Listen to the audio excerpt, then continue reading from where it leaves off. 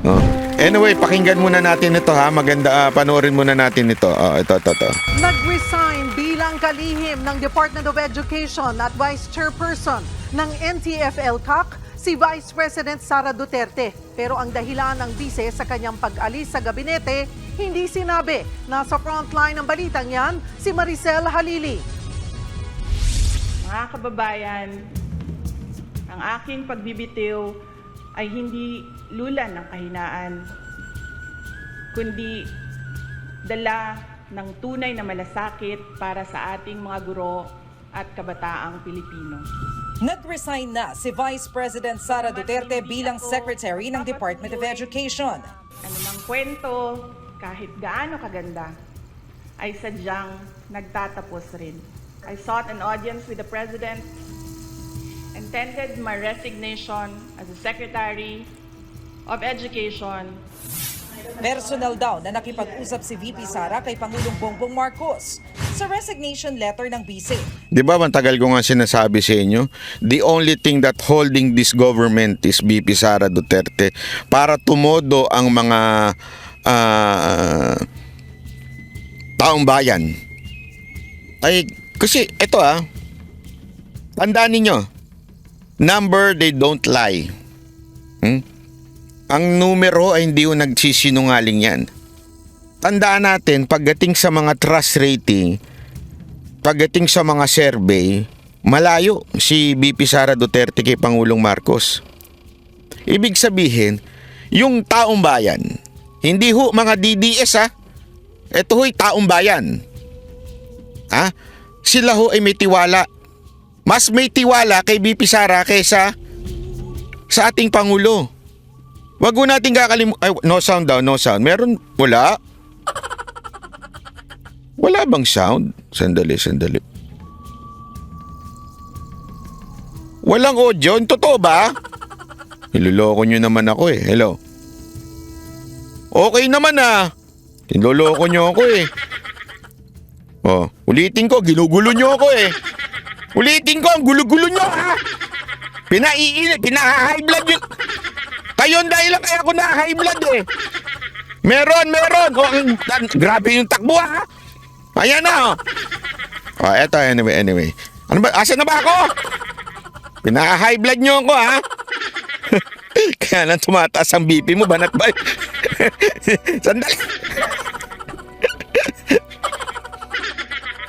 Meron naman sound, kayo naman. Okay. Anyway, nawala tuloy ako kasi kayo. Tuloy nga natin tong gulo-gulo nyo. Nakasaad ang 30-day notice para magkaroon ng maayos na transition sa lahat ng central office ng DepEd. Pero hindi binanggit ni VP Sara ang dahilan sa pagbibitiw. Sa press conference kanina ng BICE, ibinida niya ang kanyang mga nagawa sa 2 taong pagiging kalihim ng DepEd. Kahit daw hindi na siya secretary, Loli De La Torre, salamat po. Bilang Vice President. Hindi man ako ang tumatayong kalihim ng edukasyon. Mananatili akong isang ina na Nako. Alam mo Hindi, ito binabasa ko lang yung kanyang facial reaction while she's talking at saka yung kanyang mga pag-post na inulit niya pa yung ako ay magiging isang ina. Nako po. Matindi ho yun. Alam nyo, ito ako, hindi ko alam I hope I'm right, pero yung kanyang sinabing ako ay magiging isang ina. Alam nyo ibig sabihin nun? Ina ng tahanan.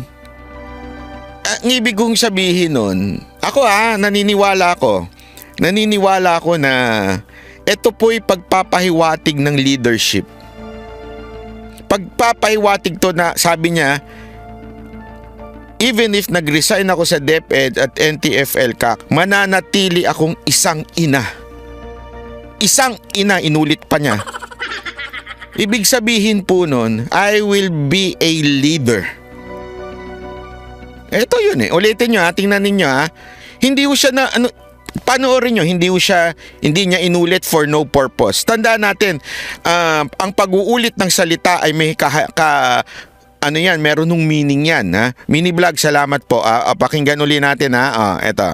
transition sa lahat ng central office ng DepEd. Pero hindi binanggit ni VP Sara ang dahilan sa pagbibitiw. Sa press conference kanina ng bise, ibinida niya ang kanyang mga nagawa sa 2 taong pagiging kalihim ng DepEd. Kahit daw hindi na siya secretary, patuloy daw siyang nakabantay bilang vice president. Hindi man ako ang tumatayong kalihim ng edukasyon, mananatili akong isang ina na nagmamatyag. No, tita mo, di ba? Kulang na lang kung sabihin niyang utang. Utang. Hindi, di ba yung paghinga niya na ako'y mananatiling isang ina. Isang ina. Ina niyo. Hindi, totoo, di ba? Parang isang ina na ako'y leader. Mananatili ako. Tatayo ako. Alam mo, matindi to. Matindi to. Kaya ako naniniwala ako, eto na simula.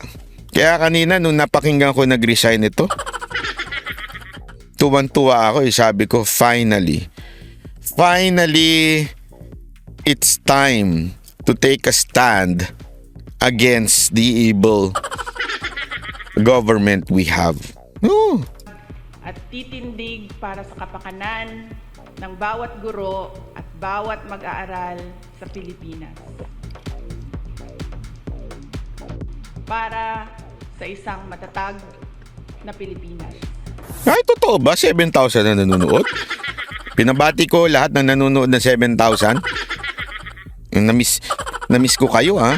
Hindi, sana po manood din po kayo ng ng kanina kong in-upload. Maganda po yung in-upload natin na yun. So, tuloy natin. Mamaya may babalita ako kasi may narinig ako, eh. Alam mo naman, meron tayong, tandaan ninyo, meron tayong mga kilalang mga congressman. Balita ako, bigla daw napatawag. Sandali, muna tayo, magkape tayo, sabi. Biglang napatawag. Ewan ko, hindi ko alam kung ang dahilan ba nung kasi siyempre hindi naman na isasabihin sa akin yun. 'Di ba? Hindi naman nasasabihin sa akin. Masasabi lang sa akin ng isa kong kaibigan doon na alam mo naman, meron tayong kahit papaano mga nakilala na congressman, sabi. Alam mo ba, nagpakape? Sabi ko, pwede ba akong sumali dyan? Mamaya pag-usapan natin yan. Bago ang press con ni Duterte, nauna nang kinumpirma ng Malacanang ang kanyang resignation. Bukod sa trabaho bilang DepEd Secretary, nagbitiw din ang bise bilang Vice Chairperson ng National Task Force to End Local Communist Armed Conflict o NTF-ELCAC. Ayon sa palasyo, tumanggi ang bise na ibigay ang dahilan ng kanyang pagkala sa gabinete. Gayunman, pinasalamatan siya ng Malacanang sa kanyang serbisyo. Tinanggap na rin daw ng Pangulo ang resignation. Effective sa July 19 ang pagbibitiw ni VP Sara sa DepEd at NTF-ELCAC. Nitong Lunes lang, sa isang... grabe ito, rockstar talaga ito. Di ba? Ganyan sana si Boss Dada at si Jay Guevara, kung wala lang tiyan, dahil sa sobrang lalaki ng mga tiyan, hindi ganyan,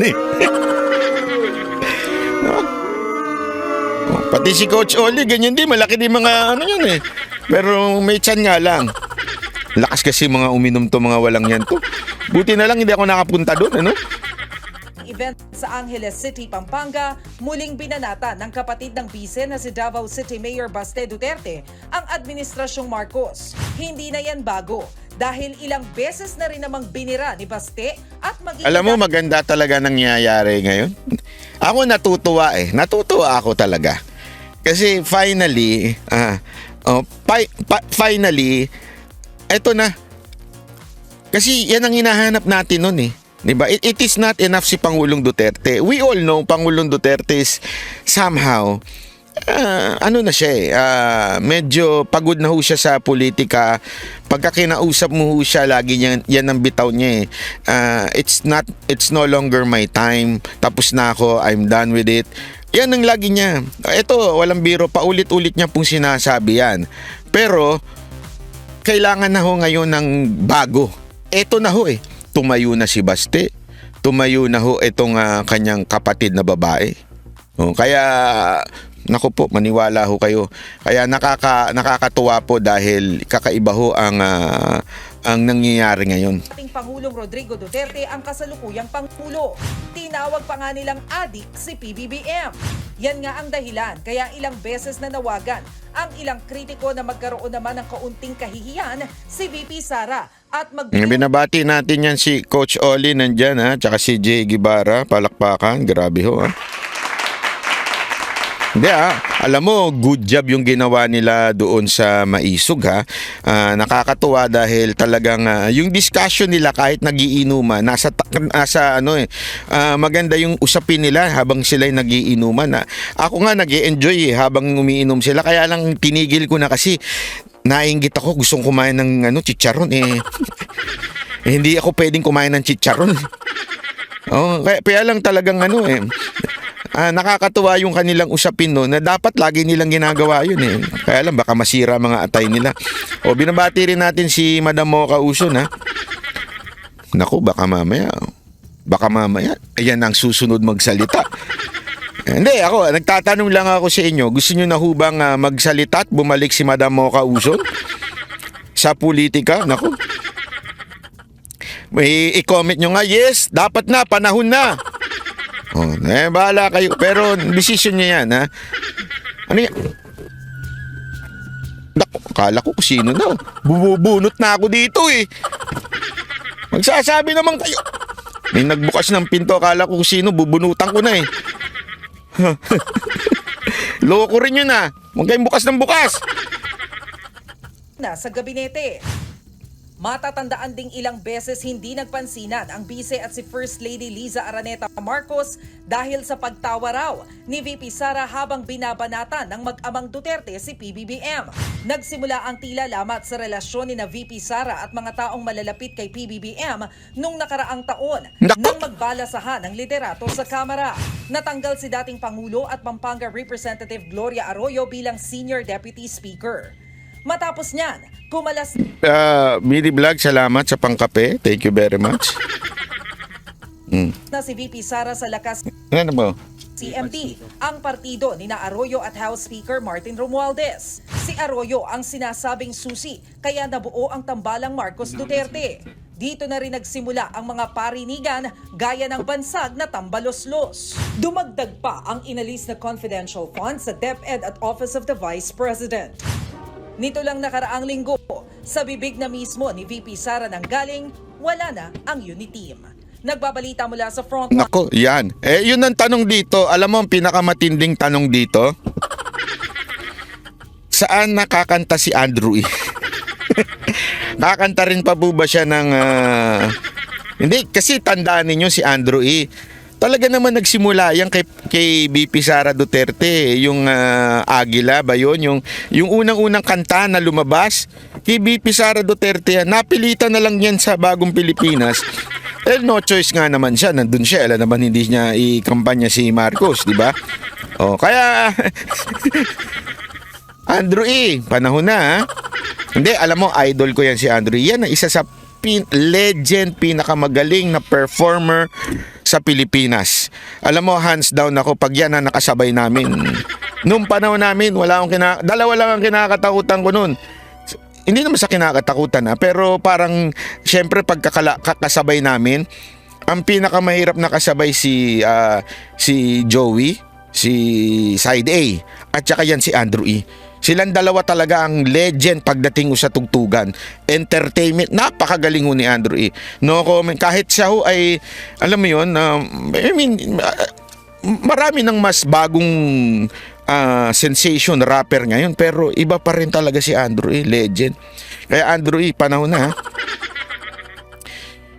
tumayo ka na rin para sa bayan natin Pagka ikaw kumanta ng para kay VP Sara Duterte, maniwala ka sa akin, talagang sisigaw din ako ng pinakamalakas na sigaw.